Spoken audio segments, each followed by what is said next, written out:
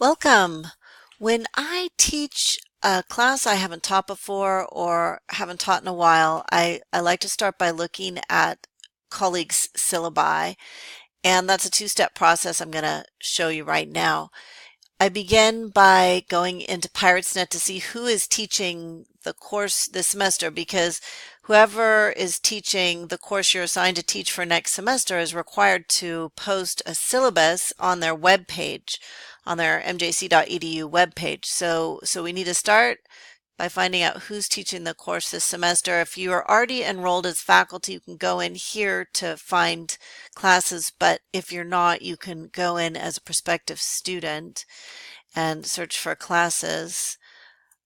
Let's see, so I'm going to just imagine that I'm teaching English 100 for the first time and see who's teaching it. So we've got Sam Piersdorf, Jason Woolstatter, Adrian Peak, Bruce Anders, and a bunch more.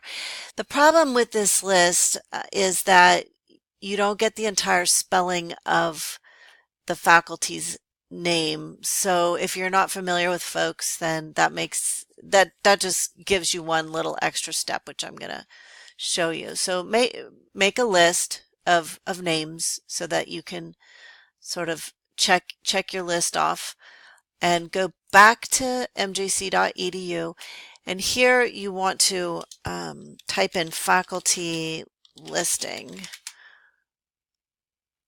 All right, so it's called people directory, so I could have typed that in too. So I'm going to go to people directory, and here I can browse alphabetically or view by area, but I'm going to browse alphabetically, and I'm going to go to the second instructor on the list that I just showed you is Jason Woolstatter, but you didn't see his full name, but you got enough of it so that you'd be able to find him here.